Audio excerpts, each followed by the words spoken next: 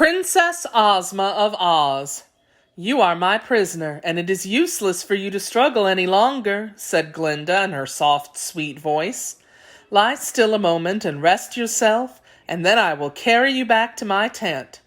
Why do you seek me? Asked Mombi, still scarce able to speak plainly for lack of breath. What have I done to you to be so persecuted? You have done nothing to me, answered the gentle sorceress, but I suspect you have been guilty of several wicked actions, and if I find it is true that you have so abused your knowledge of magic, I intend to punish you severely. I defy you, croaked the old hag. You dare not harm me. Just then the Gump flew up to them and alighted upon the desert sands beside Glinda. Our friends were delighted to find that Mombi had finally been captured, and after a hurried consultation it was decided that they should all return to the camp in the Gump. So the sawhorse was tossed aboard, and then Glinda, still holding an end of the golden thread that was around Mombi's neck, forced her prisoner to climb into the sofas. The others now followed, and Tip gave the word to the Gump to return. The journey was made in safety. Mombi sitting in her place with a grim and sullen air, for the old hag was absolutely helpless, so long as the magical thread encircled her throat. The army hailed Glinda's return with loud cheers, and the party of friends soon gathered again in the royal tent, which had been neatly repaired during their absence. Now, said the sorceress to Mombi, I want you to tell us why the wonderful Wizard of Oz paid you 3 visits, and what became of the child Ozma, which so curiously disappeared. The witch looked at Glinda defiantly, but said not a word. Answer me, cried the sorceress. But still Mombi remained silent. Perhaps she doesn't know, remarked Jack. I beg you to keep quiet, said Tip. You might spoil everything with your foolishness. Very well, dear father, returned the Pumpkinhead meekly. How glad I am to be a woggle-bug, murmured the highly magnified insect softly. No one can expect wisdom to flow from a pumpkin.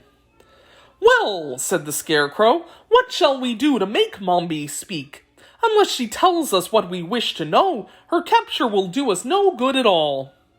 Suppose we try kindness, suggested the Tin Woodman. I've heard that anyone can be conquered with kindness, no matter how ugly they may be.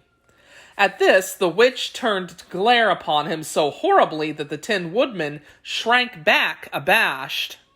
Glinda had been carefully considering what to do, and now she turned to Mombi and said, You will gain nothing, I assure you, by thus defying us.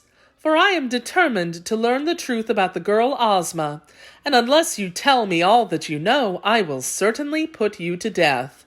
Oh, no, don't do that, exclaimed the Tin Woodman. It would be an awful thing to kill anyone, even old Mombi. But it is merely a threat, returned Glinda. I shall not put Mombi to death because she will prefer to tell me the truth. Oh, I see, said the Tin Man, much relieved. Suppose I tell you all that you wish to know, said Mombi, speaking so suddenly that she startled them all. What will you do with me then? In that case, replied Glinda, I shall merely ask you to drink a powerful draught, which will cause you to forget all the magic you have ever learned. Then I would become a helpless old woman. But you would be alive, suggested the Pumpkinhead consolingly. Do try to keep silent, said Tip nervously. I'll try, responded Jack, but you will admit that it's a good thing to be alive. Especially if one happens to be thoroughly educated, added the Woggle-Bug, nodding approval. You may make your choice, Glinda said to old Mombi, between death if you remain silent and the loss of your magical powers if you tell me the truth. But I think you will prefer to live. Mombi cast an uneasy glance at the sorceress, and saw that she was in earnest and not to be trifled with. So she replied slowly, I will answer your questions. That is what I expected, said Glinda pleasantly. You have chosen wisely, I assure you. She then motioned to one of her captains, who brought her a beautiful golden casket. From this, the sorceress drew an immense white pearl attached to a slender chain, which she placed around her neck in such a way that the pearl rested upon her bosom, directly over her heart. "Now," said she, "I will ask my first question. Why did the wizard pay you 3 visits?" "Because I would not come to him," answered Mombi.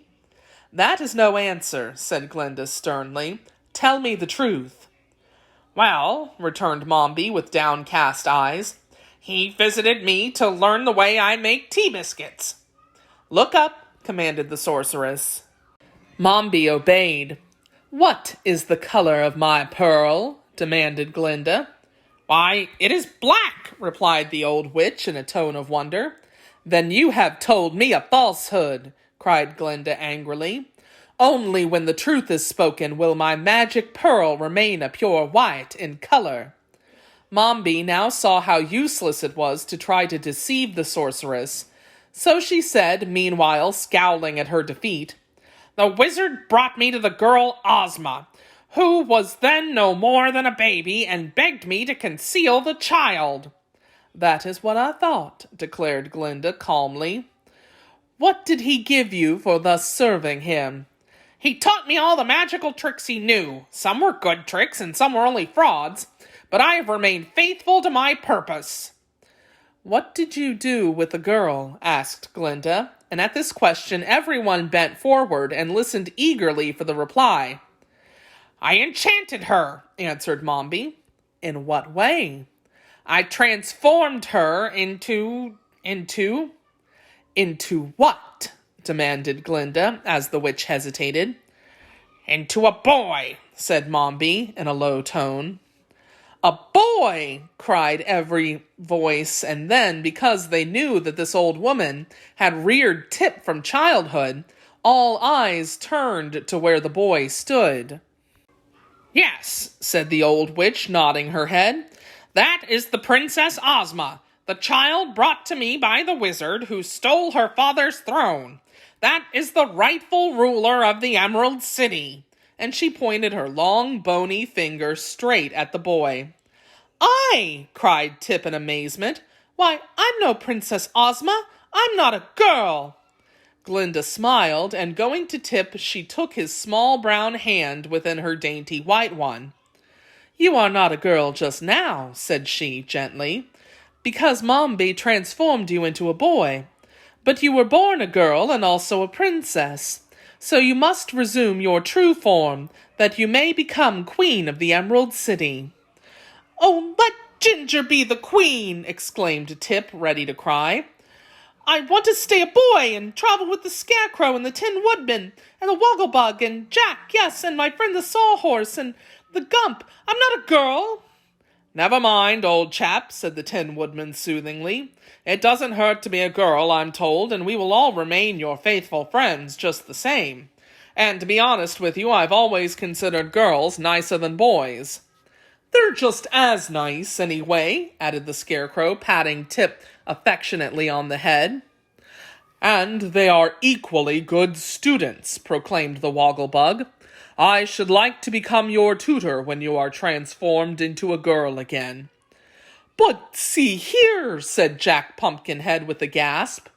"If you become a girl, you can't be my dear father any more." "No," answered Tip, laughing in spite of his anxiety. "And I shall not be sorry to escape that relationship." Then he added, hesitatingly, as he turned to Glinda, "I might try it for a while, just to see how it seems, you know. But if I don't like being a girl, you must promise to change me into a boy again." "Really," said the sorceress, "that is beyond my magic. I never deal in transformations, for they are not honest, and no respectable sorceress likes to make things appear to be what they are not. Only unscrupulous witches use the art, and therefore I must ask Mombi to effect your release from her charm and restore you to your proper form. It will be the last opportunity she will have to practice magic." Now that the truth about Princess Ozma had been discovered, Mombi did not care what became of Tip, but she feared Glinda's anger, and the boy generously promised to provide for Mombi in her old age if he became the ruler of the Emerald City. So the witch consented to effect the transformation, and preparations for the event were at once made. Glinda ordered her own royal couch to be placed in the center of the tent. It was piled high with cushions covered with rose-colored silk, and from a golden railing above hung many folds of pink gossamer, completely concealing the interior of the couch. The first act of the witch was to make the boy drink a potion, which quickly sent him into a deep and dreamless sleep. Then the Tin Woodman and the Wogglebug bore him gently to the couch, placed him upon the soft cushions, and drew the gossamer hangings to shut him from all earthly view. The witch squatted upon the ground and kindled a tiny fire of dried herbs, which she drew from her bosom. When the blaze shot up and burned clearly, old Mombi scattered a handful of magical powder over the fire, which straightway gave off a rich violet vapor, filling all the tent with its fragrance and forcing the sawhorse to sneeze, although he had been warned to keep quiet. Then, while the others watched her curiously, the hag chanted a rhythmical verse in words which no one understood, and bent her lean body 7 times back and forth over the fire. And now the incantation seemed complete, for the witch stood upright and cried the one word, "Yawa!" in a loud voice. The vapor floated away, the atmosphere became clear again, a whiff of fresh air filled the tent, and the pink curtains of the couch trembled slightly, as if stirred from within. Glinda walked to the canopy and parted the silken hangings. Then she bent over the cushions, reached out her hand, and from the couch arose the form of a young girl, fresh and beautiful as a May morning. Her eyes sparkled as 2 diamonds, and her lips were tinted like a tourmaline. All adown her back floated tresses of ruddy gold, with a slender jeweled circlet confining them at the brow. Her robes of silken gauze floated around her like a cloud, and dainty satin slippers shod her feet. At this exquisite vision, Tip's old comrades stared in wonder for the space of a full minute, and then every head bent low in honest admiration of the lovely Princess Ozma. The girl herself cast one look into Glinda's bright face, which glowed with pleasure and satisfaction, and then turned upon the others. Speaking the words with sweet diffidence, she said, "I hope none of you will care less for me than you did before.